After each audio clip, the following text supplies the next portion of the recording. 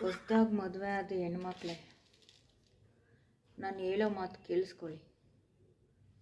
ಮದುವೆ ಆಗಿ ನಮಗೆಲ್ಲ ಅಡುಗೆ ಬರುತ್ತೆ ಅಂತ ರುಚಿಯಾಗಿ ಹಾಕಕ್ಕೆ ಹೋಗಬೇಡಿ.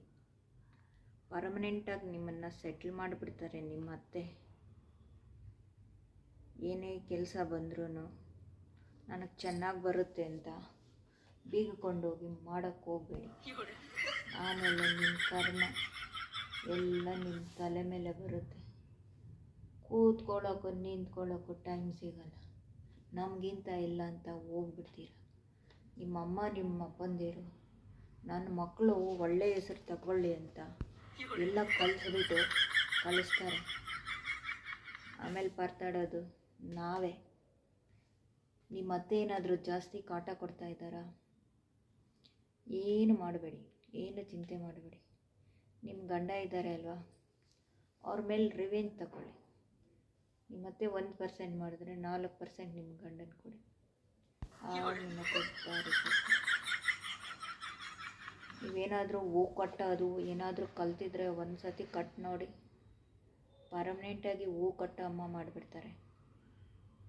ಅಡುಗೆ ಏನಾದರೂ ಚೆನ್ನಾಗಿ ಮಾಡಾಕಿ ಅಡುಗೆ ಕುಕ್ ಆಗಿಬಿಡ್ತೀರ. ಮನೆ ನೀಟಾಗಿ ಇಟ್ಕೊಂಡು ನೋಡಿ ಒಮ್ಮೆ ಕರಾಕ್ಬಿಡ್ತೀರ. ಹೇಳೋದು ಸ್ವಲ್ಪ ಕೇಳಿ, ಆಮೇಲೆ ಜಾಸ್ತಿ ಅನುಭವಿಸ್ಬೇಕಾಗುತ್ತೆ. ಒಬ್ಬರದಲ್ಲ, ಮನೇಲಿರೋರ್ದೆಲ್ಲ ನಿಮ್ಮ ತಲೆ ಮೇಲೆ ಬರುತ್ತೆ. B careful my brothers. ನಾವೆಲ್ಲ ಫೀಲ್ಡ್ಗೆ ಇಳಿದಿದ್ದೀವಿ. ಇನ್ಮೇಲೆ ನಾವು ಸುಮ್ಮನೆ ಇರಲ್ಲ. ಹೊಸ್ದಾಗಿ ಮದುವೆ ಆಗಿರೋ ಹೆಣ್ಮಕ್ಳೇ ಹುಷಾರ್. ಎಲ್ಲ ಬರುತ್ತೆ ಅಂತ ಬೀಗಿಕೊಂಡೋಗಿ ಮಾಡೋಕ್ಕೆ ಹೋಗಬೇಡಿ. ರುಚಿಯಾಗಿ ಮಾಡಾಕಿದ್ರೆ ನೀವೇ ಆಮೇಲೆ ಅಡುಗೆ ಮಾಡೋರಾಗ್ಬಿಡ್ತೀರ. ಪರ್ಮನೆಂಟ್ ಅಡುಗೆ ಕೆಲಸದವ್ರಾಗ್ಬಿಡ್ತೀರ. 10 ಜನ ಇದ್ದರೂ 100 ಜನ ಇದ್ದರೂ ನೀವೇ ಮಾಡಾಕಬೇಕಾಗುತ್ತೆ. ನೀವು ಹಂಗೆ ಮಾಡಾಕಿದ್ರೂ ಅವರು ತಪ್ಪಿಸ್ಕೊಳ್ಳೋದಕ್ಕೆ ಹೇಳ್ತಾರೆ. ನನ್ನ ಸೊಸೆ ಚೆನ್ನಾಗಿ ಅಡುಗೆ ಮಾಡಾಕ್ತಾಳೆ ಅಂತ ಹೇಳ್ತಾರೆ. ಆವಾಗ ನಿಮಗೆ ಹೆಂಗೆ ಬೇಕೋ ಹಂಗೆ ಮಾಡಾಕಿ ಟೈಮ್ ಸೇವ್ ಮಾಡ್ಕೊಳ್ಳಿ. ವಿಡಿಯೋಸ್ ಮಾಡಿ ಕೆಲಸ ಮಾಡಿ. ನೀವು ರುಚಿ ಏನಾದರೂ ಮಾಡಾಕಿದ್ರೆ ಇನ್ನೂ ಡಬಲ್ ಕೆಲಸ ಆಗಿಬಿಡುತ್ತೆ. ಏನು ಬಂದರೂ ನಮಗೆ ಬರಲ್ಲ ಅಂತ ಹೇಳ್ಕೊಂಡು ತಿರುಗಿ ಪಾತ್ರೆ ಚೆನ್ನಾಗಿ ಉಜ್ಜೋದು, ಮನೆ ಚೆನ್ನಾಗಿ ಒರೆಸೋದು ಮಾಡೋಕ್ಕೋದ್ರೆ ಮನೆ ಕೆಲಸದವ್ರು ಆಗಿಬಿಡ್ತೀರ. ಬೇಕೇ ಇದೆಲ್ಲ ನಿಮಗೆ. ಅವ್ರಿಗೇನು ಆರಾಮಾಗಿ ಕೂತ್ಕೊಂಡು ತಿಂದ್ಕೊಂಡಿರ್ತಾರೆ. ಆಮೇಲೆ ನಿಮಗೆ ನರಕ ತೋರಿಸ್ತಾರೆ. ಹೂವೇನಾದರೂ ಕಟ್ಟೋಕ್ಕೋದ್ರೆ ಹೂ ಮಾರೋ ಅಮ್ಮ ಆಗಿಬಿಡ್ತೀರ. Be careful my sisters and my brothers. ನಾನು ನನ್ನ ಸಿಸ್ಟರ್ಸ್ ಪರ ನಿಂತಿದ್ದೀನಿ. ಹುಷಾರ್.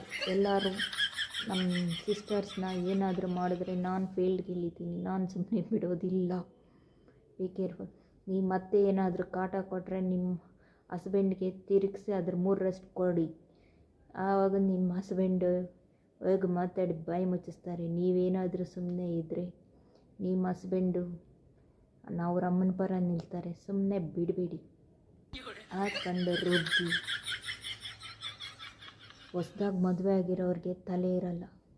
ಅವ್ರ ಅಮ್ಮ ಅವ್ರ ಅಪ್ಪಂದಿರು ನನ್ನ ಮಗಳು ಹೋಗಿದ್ದ ಜಾಗದಲ್ಲಿ ನಮಗೆ ಹೆಸರು ತರಬೇಕು ಅಂತ ಎಲ್ಲ ಹೇಳ್ಕೊಟ್ಟು ಮಾಡಿಸ್ಬಿಟ್ಟು ಕಳಿಸ್ಬಿಡ್ತಾರೆ. ಅದು ಅಲ್ದಿರೆ ಮದುವೆ ಟೈಮಲ್ಲಿ ಹೋಗಿ ಬಿಚ್ಕೊತಾರೆ. ನನ್ನ ಮಗಳಿಗೆ ಆ ಕೆಲಸ ಬರುತ್ತೆ, ಈ ಕೆಲಸ ಬರುತ್ತೆ, ನನ್ನ ಮಗಳು ಅಡುಗೆ ತುಂಬ ಚೆನ್ನಾಗಿ ಮಾಡ್ತಾಳೆ, ನನ್ನ ಮಗಳು ಸಂಪಾದನೆ ಮಾಡ್ತಾಳೆ, ನನ್ನ ಮಗಳು ರಂಗೋಲಿ ಹಾಕ್ತಾಳೆ, ನನ್ನ ಮಗಳು ಹೂ ಕಟ್ಟೋಕ್ಕೆ ಹೋಗ್ತಾಳೆ, ಹೂ ಕಟ್ಟಿ ಚೆನ್ನಾಗಿ ಹಾಕ್ತಾಳೆ. ಇದೆಲ್ಲ ಬೇಕಾ ನಮಗೆ? ಇಷ್ಟೊಂದು ಕೆಲಸ ಮಾಡೋಕ್ಕಾಗುತ್ತಾ? ಅವ್ರಿಗೇನು ಚೆನ್ನಾಗಿ ತವ್ರ ಮನೇಲಿ ಕೂತ್ಕೊಂಡು ಸೆಟ್ಲಾಗಿಬಿಡ್ತಾರೆ. ನೀವು ಇಲ್ಲಿ ಪರದಾಡಬೇಕು. ನೀವು ಆರಾಮಾಗಿ ಹೇಳಿ, mummy daddies silent, big fight ಫಸ್ಟೇ ಹೇಳಿಕ್ಕೆ ಬಿಡಿ. ನಿಮ್ಮ ಮದುವೆ ಆದಮೇಲೆ ನಿಮ್ಮ ಹಸ್ಬೆಂಡ್ನ ಹಿಡ್ಕೊಳ್ಳಿ. ಬೆಂಡೆತ್ತಿ ನಿಮ್ಮ ಹಸ್ಬೆಂಡ್ನ ರೂಮಲ್ಲಿ ಹಾಕ್ಕೊಂಡು ರುಬ್ಬಿ. ಬೆಂಡೆತ್ತಿ ಹೊರಗಡೆ ಬಂದು ಅವರಮ್ಮನ್ನ ಬೆಂಡೆತ್ತುತ್ತಾರೆ. ನೀವೇನಾದರೂ ಅಪ್ಪ ಅಮ್ಮ ನೀವೇ ದೇವರು, ನೀವೇ ದೈವ ಅಂದರೆ ಆಮೇಲೆ ನೀವೇ ದೆವ್ವಗಳಾಗಬೇಕಾಗುತ್ತೆ, ಸ್ವರ್ಗಕ್ಕೋ ನರಕಕ್ಕೋ ಹೋಗ್ಬೇಕಾಗುತ್ತೆ. ಹೇಳಿದ್ದನ್ನು ಸ್ವಲ್ಪ ಕೇಳಿಸ್ಕೊಳ್ಳಿ.